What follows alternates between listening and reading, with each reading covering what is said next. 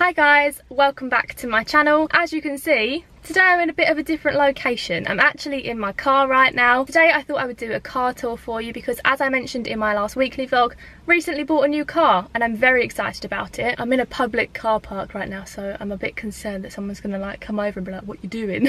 It's so awkward. But anyway, I have a Fiat 500 2010 Pop edition. So if you're looking into getting a Fiat 500, then this is the video for you, because before I bought this car I was obsessed with watching these videos. So today I thought I would show you mine, and if you have any like specific questions or I miss anything out, then be sure to let me know in the comments down below and I will reply to them. So let's get into my car. I've made notes on my phone so I don't forget to mention anything. Right, so as I said, it is a Fiat 500 2010 Pop, and it is a 3-door, all Fiat 500s are, and it has a 1.2 litre engine, which I think is a pretty standard size for a small car. This is actually the second car that I've had, and I passed my test last year. I started off with a manual and now I've switched to automatic, so that is why I have changed my car. And there are two types of Fiat 500s. There are Pops and there are Lounges. The reason I went for the Pop was mostly because I found one that was local to me and it was a lot cheaper than a Lounge. It basically just means it's like the model of car before the Lounge came out. And since getting this car, I found that my insurance is really low. I went with the cheapest insurance I could find, which was the Co-op, and I've been really happy with them. They have really good service.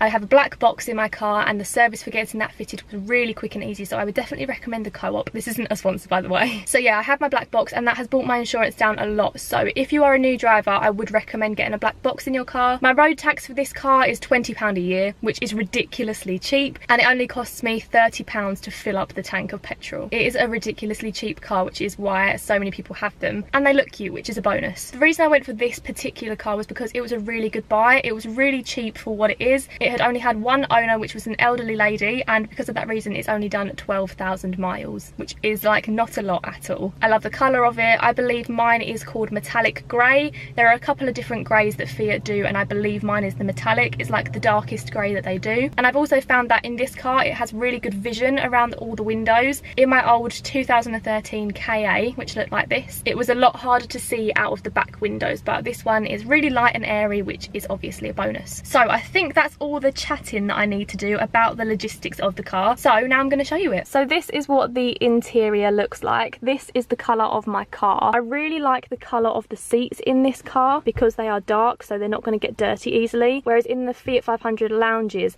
quite often they are that checkered print or that dog's tooth, and I don't like that because they always look dirty. They get dirty so easily. Everyone says that. So I was really happy that this car has grey seats, but they do have the lighter top. So like when you look from outside the car, it looks like it's a really light car, but it's also like light and practical. So first of all, I'll start off and go through this section with you. So obviously these are the air vents for the aircon, and this whole section is the radio. If I just turn this on, it comes up with Fiat. Let's mute you a minute. So you can pre-program your radio as with most cars. So on mine, 1 is Radio 1, 2 is Radio 2, 3 is Heart, 4 is BBC Essex, I never listened to that, and 5 is Capital, which is the one I listen to the most, and 6 is LBC. I don't know what that is. And then obviously over here you have the volume, so the passenger can really easily do that. There is also a CD option. I don't have a CD in there right now. And then over here is the menu, so this is just like all the different options. I haven't really played around with this, to be honest. Like, I don't really need this. In the newer Fiats there is now a screen here which looks really nice, but this is all I need for now. And then underneath here we have the city button. So basically if you press that, the steering is a lot lighter, so it's easier to maneuver, it's easier to park. If you live in a city, then that would be really handy. I don't, so I don't really need it. So I don't have that on, but I know a lot of people do. There is your hazards, obviously, and then this is your fog lights. Although on my car, the fog lights are automatic, so if you want to turn them off, then you do that, but otherwise they're already on. This is the aircon, so obviously cold and hot. This is how much you want the aircon on, so if you want it off, I usually have mine on 1, but I'll turn it off for this video. That's probably really annoying. And then it goes all the way up to 4, and obviously that does the windscreen as well. This is whether you want new air to come into the car or if you want to recirculate the air. I recently found out that if you're going through like a really polluted area, you should have it on this option, but for the most part I have mine on bringing new air into the car. That was such a technical way to explain that. And then this dial down here is where you want the air directed, so you've got to your face and your feet, to just your feet, to your feet and your windscreen or just to your windscreen. I tend to keep it on this one. That seems like a good option to me. And then over here, this is the start stop button. So basically if I'm not moving, if I'm like still in traffic, then the engine will cut off to save petrol. It's more economical, but I do not like that. It really distracts me when I'm driving, so I always press that and turn it off before I get in the car. And then this button is to defog the back window. This is my gear stick. So like I said, I drive automatic, but this is a semi-automatic car. So basically it's in neutral now, which you put it in when you park. I'll just show you how it works actually. So when I wanted to drive, I would put this in the middle, and on the dash over here it says 1 auto because it's in the automatic version. Over here where it says A/M, if I slide that across, it now just says 1, so it's in the manual section really. And then the plus and the minus are to go into the second gear and then back to the first, so you can only go into first and second gear, but I never have it on manual. I always have it on automatic. And then obviously that is reverse, but I'm going to put that back into neutral because I'm parked right now. So that's how the semi-automatics work on the Fiats. These 2 buttons here are for the windows. So over on your doors, you don't actually have any window switches. On this door, there are these 2 little buttons which control the mirror. So I can use these to tilt the mirrors up and down. Obviously, you've got your handle, and you just push them in to lock it, which is good if you're in a bit of a rough area. I really like having the window buttons over here. I think it's really convenient. And obviously because I drive an automatic, I only have 2 pedals, as you can see down here. So that is the brake and that is the accelerator. There is no clutch. So my life is made very simple by not having a gear stick. So above this little section, we have obviously the rear view mirror. You obviously just tilt it to wherever you want it, and then this little flick, you can flick forward. So if you're driving at night time and someone behind you has their full beams on and it's like blinding you, you just flick that and you'll be able to see where you're going. But you literally only use that if you are blinded by the person behind you. So that is my view of the rear view mirror. That's my view from the side, and that's my view from that side. So those are like the middle buttons done. Now if we move over to the steering wheel, this is what it looks like. On the lounge editions, they have some buttons on the steering wheel. There is like turn the volume up and down. They have a feature called Blue and Me, which is like Siri basically, and they have a mute button and then like menu search and stuff over this side. But I don't really need that. I'm fine with this, and if I want to turn it up and down, I'll just use that. And then obviously the horn is here. Well, I'm not sure if it's actually this button or if it's here. I don't know. I've not used the horn yet. So if I just turn the key to turn the ignition on, this is what comes up on the dashboard. I really like that everything is in one place on this car. It's got some lights on right now because I don't have my seatbelt on and stuff like that. I really like that it's all in the middle. Usually with cars there's like a circle here and a circle here and a circle here, you get me? But it's also really easy to view through my steering wheel. There's glass here so you can't touch it, but this is how much petrol I have. I'm going to need to fill in up very soon. This is obviously, like I've explained, the automatic, the time, the date, the mileage that I've done, the temperature, and then I think this is the temperature of the engine or something like that. I'm not sure. This black one is your rev counter, and this one around the edge is your speed, so how fast you're going. Over here there are some more menu buttons, but that pretty much is the dashboard in a nutshell. I really like that it's so easy to understand. And then this lever is your lights, so if you put your headlights on, you get the little light come up there, or when you indicate, obviously they come up like either side. You push the lever back to put your full beams on, but you don't have that on often. And yeah, that's pretty much the lights. And then the other side you have your windscreen wipers. So I'm not actually going to like do this because it's not raining right now, but basically you put your wipers on for the front or for the back. You push it up for the wipers to come on once, and then there are 3 sections downwards that you can push it. So you push it once for slow wipers, again for like mid wipers, and again for fast wipers. There's also this little button on the end of the stick, and if I press that you will see it changes like the information on the dashboard. Over here I've got a little air freshener. I got this on Amazon. It's just like a Febreze one. It smells really nice though. That's obviously where your key goes in. So this is what the key looks like. You've got unlock, lock, and then to open the boot. This just presses in like so, and then you press it for it to come out. And then I've just got my keyrings on there. This official Fiat keyring was still on the keys when I got it, like from the original owner, which I think is so cool. And yeah, that's my keys. There's a little like pocket here, but I don't keep anything in that. There's also another one down here, but again, I don't keep anything in there. Down by my door though, I do keep this little pink cloth, because if the windows have like fogged up or something, it's really handy to have a cloth so you can just wipe the windows. So that lives in there. Another thing that I forgot to mention is that I don't have an aux cord in this car.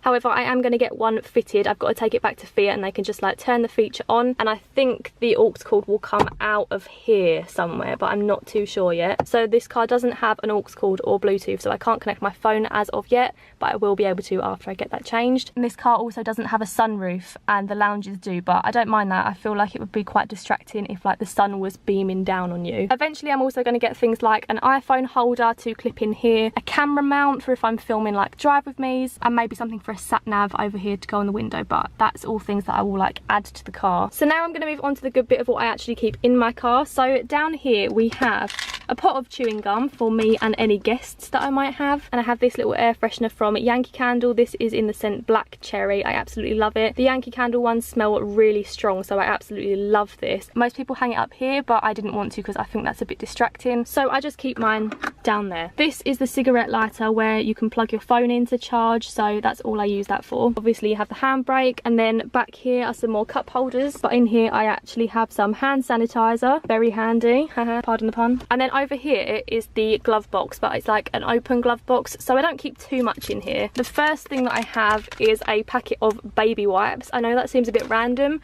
but because I have a cream steering wheel, if my hands are dirty then this is going to get really dirty, and every now and again I can just wipe the steering wheel if it's looking a bit grubby. So I've got the baby wipes in there for my hands. Right, I have this spray from Bath and Body Works, so that if my car smells of like McDonald's or something, I can give it a little spritz before someone gets in it, or I can give myself a spritz. This smells really nice. Also in here I have a spare phone charger and this little thing that I got on Amazon, and this is what plugs into the cigarette lighter, so yeah, I can charge my phone, and that's one that I just keep in my glove box so that I always have a charger with me. In here I also have a spare pair of sunglasses. Obviously I don't need these right now, but in the summer if it's really sunny and you can't really see where you're driving, these will come in very handy in an emergency. These are just some old Topshop ones that I have. And then the final thing that I have in here are a packet of Werthers. I don't know if it's just me that thinks this, but I think that Werthers are such a car sweet. I've never had Werthers and not been in the car, so I thought I would contribute to tradition and keep a packet of Werthers in there for my guests. They are delicious, so if you come in my car you can have sweets and a chewing gum. Lucky you. So that is everything that is in the glove box. So there's quite a lot of like stuff in there, obviously all the essentials. Underneath the glove box you can see that that is where one of the speakers are, and that is the passenger door, and there is also a little mirror on here for my passengers. And then this is what the back of the car looks like. So obviously it's a 4-seater, but you could quite easily fit 2 grown adults in there like quite comfortably. I don't have headrests. I don't know why it doesn't come with headrests, but it doesn't. But I think the back of it looks really nice and open and really spacious for a small car actually. And they've got a speaker and a little armrest in the back. So that's everything that is inside my car. So I'm now going to show you the outside. Her name is Flora, so I'll show you the outside of Flora, and I will also show you what I keep in the boot. So let's go and have a look outside. So this is what she looks like from the outside. I think it's a really nice colour. I really like this grey. This is what she looks like from the front. Very cute. It's such a small little car. I love it. This is the passenger side. That's what the inside looks like from the outside. Very nice and light and airy. And this is what she looks like from the back. So the petrol cap is on the driver's side on this car, so I'm just going to quickly show you that. So if I open it up, it's really easy to open. Excuse the petrol that I've just spilt in there. Standard. And then you need your key to open it, so you just put your key in and then twist it and open that up. But when you open it, there's also a little like latch, and you can hook it on here, so when you're filling up your petrol you don't have to hold your key. And then I'll just quickly show you, if you unlock it, it makes a little noise and the lights flash. So that's unlocked, and then if you want to relock it, it makes a slightly louder noise and the lights flash again, so you know it's locked. Right, so now I'm going to show you what's in the boot. I'll just dump my keys in there for a minute. So this is what the boot looks like. It is quite a big boot. Like, I was quite pleasantly surprised by this. You could definitely fit like a suitcase or some Primark bags in there. I think it's deceivingly big. And obviously you can take this bit off, and I'm pretty sure you can push the seats forward as well. Don't hold me to that, but I think you can. The only thing is that the door comes down like on a tilt, so you probably couldn't put anything in there that like stuck out square. But the actual like space of the boot is quite roomy. So in here I have a spare Asda bag for if I pop to the shops. I also have a blanket. I just got this from the range. It was like £6, so that if I ever break down, I've got something to keep me a little bit warmer, or if I go for a picnic, you know, either way. And then this is a little bag that I got from Amazon, and this is like basically my emergency kit for if I break down or if anything happens. So I'll show you what's inside there. Let's just move this stuff into the back.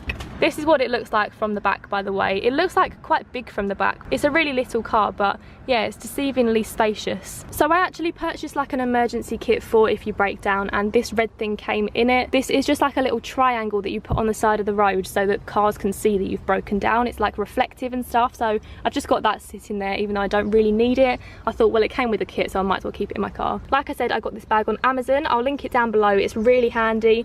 It doesn't really take up any room in your boot. Like, I still have all this room here. It looks a lot bigger on camera than it actually is. Like, it doesn't take up a lot of room at all. It's like the same material as the boot as well.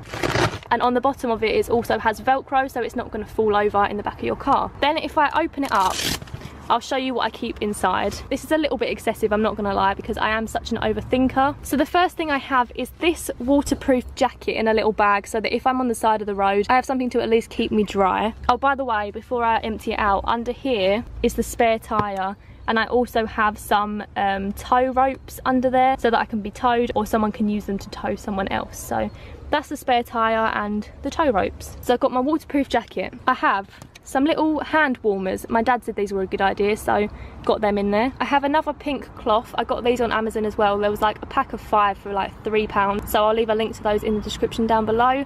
I know it's a bit extra having pink ones, but what can you do? I have a big can of de-icer in here because I live in England and it's freezing in the winter, so this is definitely going to come in handy next winter. And then I also have this ice scraper to scrape my windows. I've got a couple of pairs of gloves, so if me and a friend are like freezing somewhere, then I've got some gloves in my boot. The emergency kit came with a high-vis jacket. I'm fully aware that I'm never going to use this, but I thought, well, it's in the emergency kit, so I might as well stick it in. That makes me look so extra. I have a little umbrella. I feel like this will be one of the most handy things in here. A packet of tissues, a bottle of water. I think this is a really good idea to have. I have an energy bar in case I get peckish.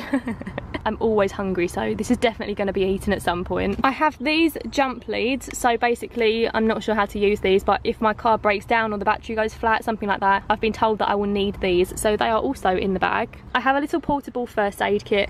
This has got like bandages, antiseptic wipes, plasters, tweezers. This is a 100-piece kit. I got it on Amazon, and it's just for like little minor injuries if I'm out and about with people, so I'm like a portable doctor also. Me and my Fiat are going to provide.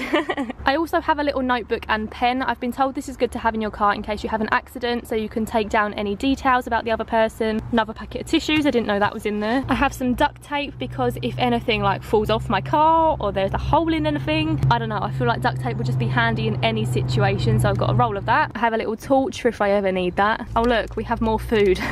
A little whistle came with the emergency kit, so that's in there. And then finally I have this thing which like pumps up flat tyres, so just temporarily, like if my tyre is flat, I can put this little red thing into my tyre, and then you put this on the floor and just pump it up. That would be very handy. I've been told that this is probably one of the best things that I have in my car. So all of this was in that little bag. This is the emergency kit. I've now got to put all of this back in, so that'll be fun. But yeah, I think this is a good idea, and I know it seems a little bit extra, but I know that in Sweden it is compulsory to have a kit like this in your car, so I can't be going far wrong. So that's everything that is in the boot of my car. Obviously when this is all inside the bag, then this boot is going to be full of like shopping bags and stuff. I did it, I'm all tidy again. So yeah, all of that is in this little bag, and I still have all this room for my other goods. So that brings us to the end of this car tour. I hope you enjoyed this video and seeing what's inside my car and getting to know all about it. And if you're looking at buying your first car, I hope this video was helpful to you. I absolutely loved watching videos like this, and I learned so much from them. So yeah, I hope it's helped at least one of you out. I absolutely love my little Flora.